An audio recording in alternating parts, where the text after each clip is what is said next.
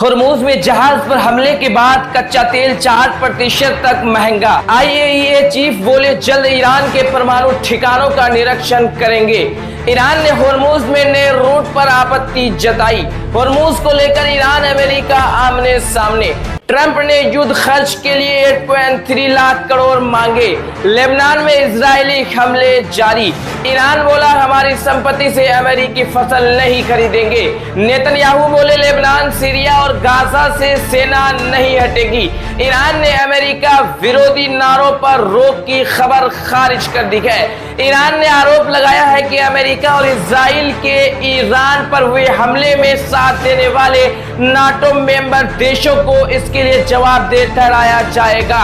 Iran के हालिया हमलों के बाद अमेरिका मिडिल ईस्ट में अपने सैन्य ठिकानों की नई योजना बना रहा है। होर्मुज में जहाज पर हमले के बाद कच्चा तेल 4% तक महंगा हो गया है। आइए इन तमाम खबरों को विस्तार से जानते हैं कि आखिरकार अभी जो है देश व दुनिया में क्या खबरें चल रही है। होर्मुज स्ट्रेट में एक मालवाहक जहाज पर ईरान के हमले के बाद कच्चे तेल की कीमतों में फिर तेजी आ गई है।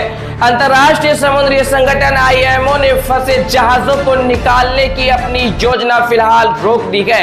इसके बाद वैश्विक बाजार में तेल की सप्लाई प्रभावित होने की आशंका बढ़ गई है। हमले के बाद अंतर्राष्ट्रीय बेंचमार्क ब्रेंट क्रूड की कीमत एक समय करीब 4% तक बढ़ गई है। अगस्त डिलीवरी वाला ब्रेंट क्रूड $74.89 प्रति बैरल पर पहुंच गया है। आईएईए चीफ बोले जल्द ईरान के परमाणु ठिकानों का निरीक्षण करेंगे।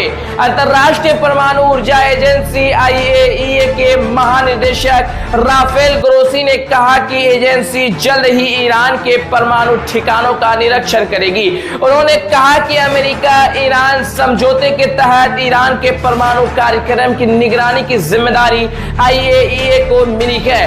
टोक्यो में पत्रकारों से बातचीत के दौरान ग्रोसी ने बताया कि एजेंसी ने तकनीकी तैयारियां शुरू कर दी है और टीम जल्द से जल्द ईरान पहुंचकर परमाणु ठिकानों का निरीक्षण करने के लिए तैयार है। पिछले 24 घंटे के 5 बड़े अपडेट से ईरान ने होर्मुज में नए रूट पर आपत्ति जताई।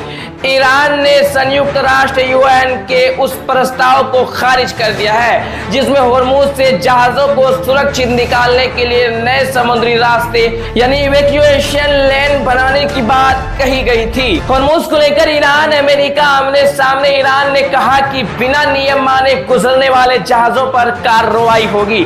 अमेरिका ने साफ किया कि होर्मुज पर किसी एक देश का नियंत्रण स्वीकार नहीं करेगा। ट्रंप ने युद्ध खर्च के लिए 8.3 लाख करोड़ मांगे। ट्रंप सरकार ने अमेरिकी संसद से 87.6 अरब डॉलर यानी करीब 8.322 लाख करोड़ की अतिरिक्त फंडिंग मांगी। यह रकम युद्ध खर्च, सेना की तैयारी और हथियारों के भंडार के लिए इस्तेमाल होगी। लेबनान में इजरायली हमले जारी। नाबातिह के पास कार पर हमले में 3 लोगों की मौत हुई और एक व्यक्ति घायल हुआ। इजरायली सेना ने हमले पर कोई आधिकारिक बयान नहीं दिया। ईरान ने अमेरिका विरोधी नारों पर रोक की खबर खारिज की। ईरान ने कहा कि अमेरिका मुर्दाबाद के नारे यानी अमेरिकी झंडा जलाने पर कोई प्रतिबंध नहीं लगाया गया है। सरकार ने सोशल मीडिया पर चल रही खबरों को गलत बताया। ईरान ने आरोप लगाया है कि अमेरिका और इजराइल के ईरान पर हुए हमले में साथ देने वाले नाटो मेंबर देशों को इसके लिए जवाबदेह ठहराया जाना चाहिए। ईरान के विदेश मंत्रालय के प्रवक्ता इस्माइल बगई ने सोशल मीडिया पर कहा कि नाटो चीफ मार्क रूट ने खुद माना है कि इटली और रोमानिया ने ईरान के खिलाफ सैन्य कार्रवाई में अमेरिका का साथ दिया था। बगई ने कहा कि इन्हें अपने नागरिकों और पूरी दुनिया को बताना चाहिए कि उन्होंने अमेरिका और इजराइल के साथ मिलकर ईरान के खिलाफ इस कार्रवाई का समर्थन क्यों किया। होर्मुज स्ट्रेट में एक कॉमर्शियल जहाज पर किसी अज्ञात प्रोजेक्टाइल यानी हमलावर हथियार से अटैक हुआ। ब्रिटेन की यूके मैरीटाइम ट्रेड ऑपरेशन यानी यूकेएमटीओ ने इसकी जानकारी दी है। जहाज ओमान के तट के पास था तभी प्रोजेक्टाइल जहाज के दाहिने हिस्से से टकराया। इस हमले में जहाज के ब्रीज जहां से जहाज को कंट्रोल किया जाता है को नुकसान पहुंचा। जहाज के कप्तान ने बताया कि इस घटना में कोई भी व्यक्ति घायल नहीं हुआ। ईरान के हालिया हमलों के बाद अमेरिका मिडिल ईस्ट में अपने सैन्य ठिकानों की नई योजना बना रहा है। वॉल स्ट्रीट जर्नल की रिपोर्ट के मुताबिक अमेरिका बहरीन में अपने क्षतिग्रस्त नौसैनिक बेस की मरम्मत करेगा।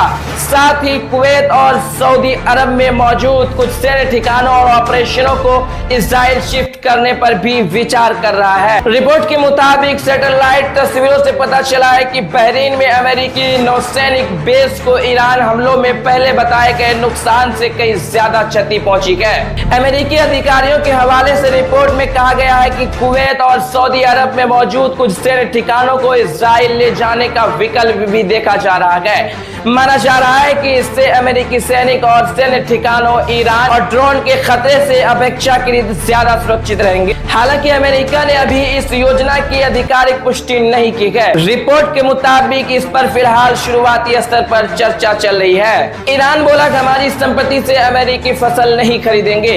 ईरान ने कहा कि उसकी संपत्ति का इस्तेमाल अमेरिकी कृषि उत्पाद खरीदने के लिए नहीं किया जाएगा। संसद स्पीकर एक्स पर कहा कि अमेरिका का यह दावा गलत है। हमारी अनफ्रीज संपत्ति से उनकी कृषि उपज खरीदी जाएगी। नेतन्याहू बोले लेबनान, सीरिया और गाजा से सेना नहीं हटेगी। इजराइल के प्रधानमंत्री बेंजामिन नेतन्याहू ने कहा है कि इजरायली सेना दक्षिणी लेबनान, सीरिया और गाजा में अपनी मौजूदगी बनाए रखेगी। उन्होंने कहा कि सुरक्षा कारणों से सैनिकों की तैनाती जब तक जरूरत होगी जारी रहेगी। दक्षिणी इजराइल में कॉम्बैट ऑफिसर्स के दीक्षांत समारोह को संबोधित करते हुए नेतन्याहू ने कहा कि यह फैसला इजराइल की सुरक्षा जरूरतों को ध्यान में रखकर लिया गया है। इन तमाम खबरों को लेकर आपकी क्या कुछ राय है और अगले विदेशी खबरों को देखने के लिए हमारे चैनल को सब्सक्राइब करें। जय हिंद, जय भारत।